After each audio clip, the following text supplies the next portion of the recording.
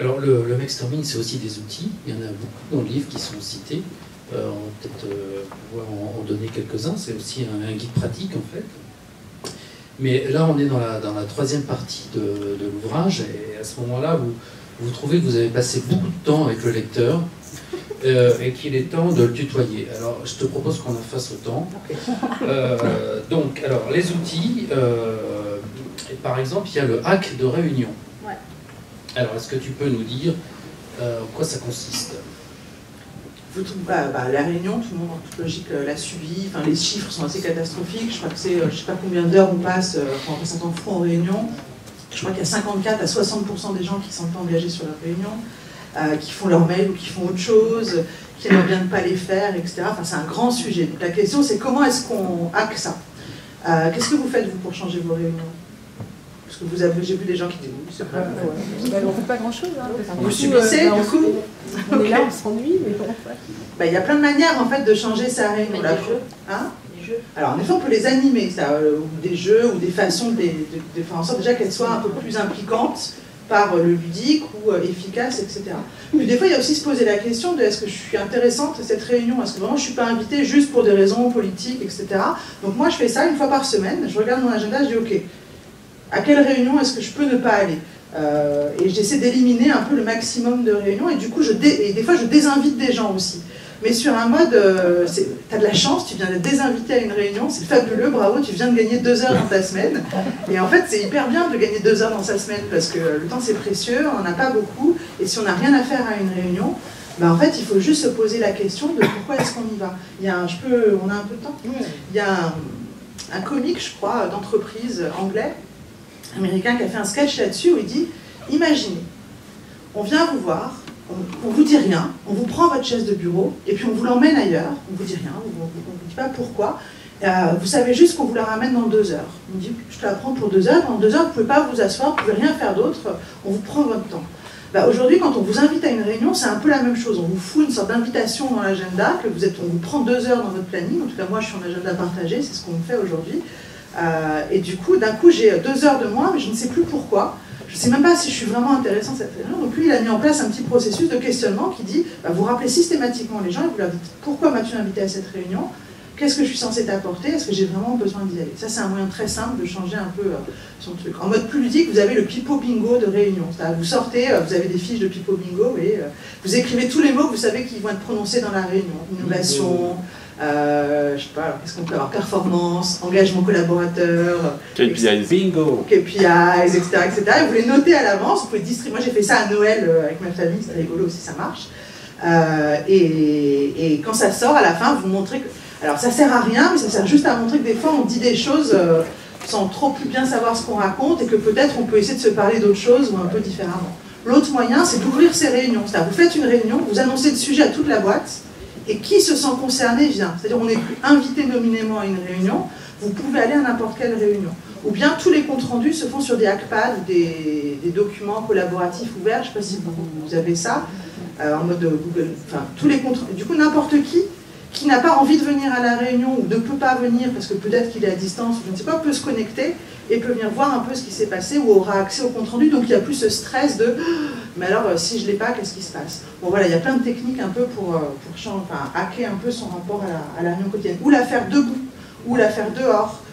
Les réunions en marchant, ça marche super bien, vous savez, le fait de marcher, ça engage complètement différemment, on se dit des choses un peu autres. Bon voilà, c'est plein de petites techniques comme ça. Alors il y a un autre outil aussi que vous avez développé, c'est le sprint. Ouais. Alors, explique-nous dans quoi ça consiste. Vous connaissez un peu les design sprints? Qui connaît? Ouais, c'est ça. Alors, méthode agile, mais qui sont du coup de plus en plus, qui sortent du monde très IT aujourd'hui et qui s'appliquent à tous les sujets. Et en effet, c'est des modes de développement qui sont un peu agiles, start-up, qui viennent de là. Et c'est le fait de se dire, au lieu d'avoir un processus projet en silo, on va d'abord passer par une première phase, puis ça va passer au marketing, et puis ça va passer à l'IT, enfin, et on va faire un cahier des charges, et on va chercher un prestataire, donc on va faire un appel d'offres sur un cahier des charges.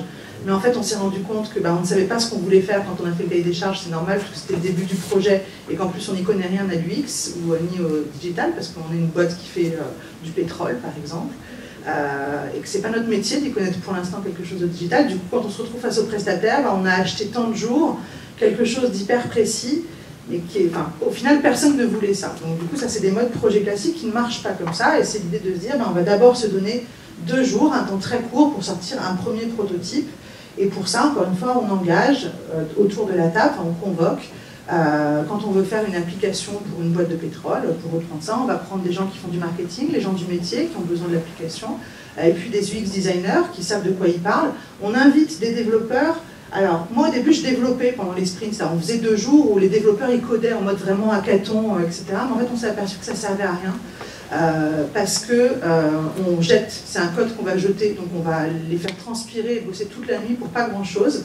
Par contre, il faut absolument qu'ils soient présents pour être sûr que ce qui se dit et ce qui se maquette en termes d'usage soit développable et soit pertinent, et que derrière ils soient engagés dans le sujet.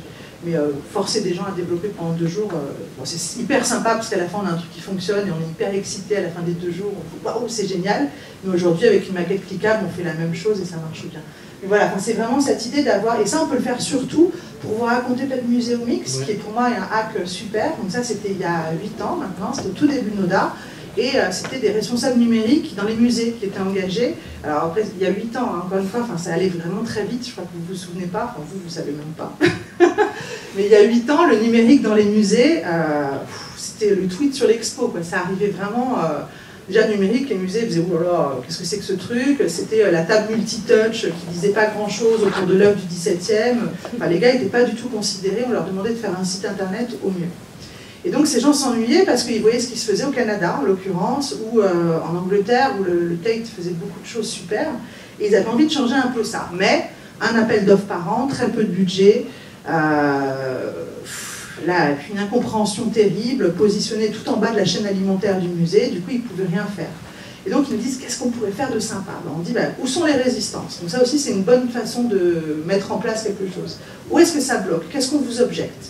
On m'objecte que c'est trop cher, que ça ne va pas marcher, que ça ne plaira pas aux gens, etc. etc., etc. Et à un moment on leur dit ok, et bien ce qu'on va faire c'est qu'on va rentrer dans un musée, on va demander à accéder aux collections, on ne va pas le faire dans un espace de créativité annexe. On va demander à avoir accès aux collections et puis on va montrer qu'en 3 jours, on peut développer des super dispositifs numériques hyper engageants et que les visiteurs vont appeler de leur vœu derrière parce qu'ils vont trouver ça génial, ils vont trouver que c'est une manière de se réapproprier le musée qui est fabuleuse. Alors on nous regarde, on se dit ouais, super, etc. On dit ok, comment est-ce qu'on peut faire ça? Soit on commence à aller voir un musée et à demander l'autorisation s'ils sont d'accord pour nous laisser accéder à leur collection du XVIIe siècle, etc. Et on va se faire envoyer bouler totalement. Soit on annonce que sur Twitter et avec toute notre communauté, là, que vous êtes, puisqu'il y avait plusieurs responsables numériques, on va annoncer qu'on fait Muséomix les 11, 12 et 13 novembre prochains et qu'on ouvre une compétition et on va élire le musée qui est le plus apte à nous accueillir. Et du coup, tous les musées, vu que ça buzzait sur la toile, tout le monde a commencé à candidater, à dire il faut que j'en sois, il faut que j'en sois, il faut que j'en sois, il faut que j'en sois. Et la première année, on a eu 8 candidatures. Et on a fini par le faire au musée des Arts Déco à Paris. C'était quand même un musée plutôt sympa. Et ils nous ont ouvert toutes les collections, les 7 étages du musée des Arts Décoratifs. Le ministère de la Culture nous a appelés au bout de 3 semaines en disant on veut vous voir. Alors on va se faire engueuler, ils vont nous dire stop. Et en fait, ils nous ont dit il faut qu'on vous finance. On est obligé parce que ça marche trop bien et c'est vraiment ce qu'il faut faire. Parce qu'on voulait mettre tous les résultats en open source. Tout ce qui était créé sur Muséomix était ouvert. Et donc Muséomix est devenu depuis un événement mondial, puisque c'est repris par plein de musées dans le monde. Ça se fait, je crois, au Mexique, au Canada, aux États-Unis, en Allemagne, en Italie. Il y a 8 ou 9 villes en France qui le font. Et il y a plein de gens qui candidatent. Et donc pendant 3 jours, il y a des designers, des geeks, des développeurs, des amoureux des musées, etc., qui rentrent dans un musée. Les gens candidatent, ils bossent quasi toute la nuit, pendant 3 jours et 2 nuits. Et à la fin, il y a des super dispositifs numériques qui ressortent. Ça, c'est un vrai hack, parce que ce qui se passe derrière, c'est qu'au début, les bibliothécaires et tous les conservateurs qui nous regardaient comme ça, au bout de 3 jours, ils disaient en fait, c'est super bien. Parce qu'on les respectait aussi dans ce qu'ils étaient, dans ce qu'ils pouvaient apporter. Et c'est ça, bien travailler en collaboration et cet esprit du corporate hacking. On n'a pas dit au conservateur, on ne veut plus te voir. On lui a dit, ok, là, l'œuvre de telle personne, explique-nous un peu comment elle marche, ce que tu as envie de montrer, etc., etc. Et du coup, on les a engagés dans le dispositif, et pareil sur les surveillants des musées, et sur chaque individualité qui était présente dans le musée, on les a tous mis à contribution et c'est très inclusif. Et c'est ça qui a fait que ça a marché et que c'est une très belle expérience. Et on a parlé des prototypes, c'est pas obligatoirement un prototype numérique, ça peut être aussi, on peut fabriquer un bouquin par exemple. On peut fabriquer un bouquin, on peut fabriquer un produit, on peut fabriquer un meuble, on peut fabriquer tout ce qu'on veut, enfin, on peut absolument tout. La force du prototype, enfin, moi je pense qu'on a eu une éducation, on a eu les mains assez coupées, enfin je sais pas vous, mais en tout cas moi assez tôt, on m'a appris à penser, à concevoir, à être une bonne élève, à avoir des bonnes notes, et tout ce qui était manuel, c'était un peu recalé, c'était pour après. Et du coup je me suis retrouvée dans le boulot, je fais une école de prépa, une école de commerce, etc. Et en fait j'avais l'impression de savoir rien faire. Et les seuls gens que je trouvais vraiment extraordinaires au boulot, c'était les designers, parce que j'ai eu la chance d'en rencontrer très tôt, et puis sur la chance, ils savent concevoir, exécuter, enfin ils savent vraiment, même les ingénieurs, je trouvais qu'ils se retenaient de faire alors qu'ils savaient faire plein de trucs super. Et le prototype, c'est la force de l'objet, et c'est une idée, ça peut se tuer en 2 secondes. Un prototype, c'est plus compliqué. Vous voyez, et du coup, je trouve que c'est vraiment introduire entre guillemets un objet, quelque chose qui existe. Du coup, on peut discuter de ça. On ne peut plus discuter de savoir qui a raison ou qui a tort, etc. On peut discuter de l'objet, de savoir s'il marche, si c'est intéressant, si ça ne l'est pas et pourquoi, etc. Et donc, c'est cette logique-là de l'objet et de la réalisation que je trouve essentielle. Et que les hackers, que les gens du numérique ont ancré dans leur ADN.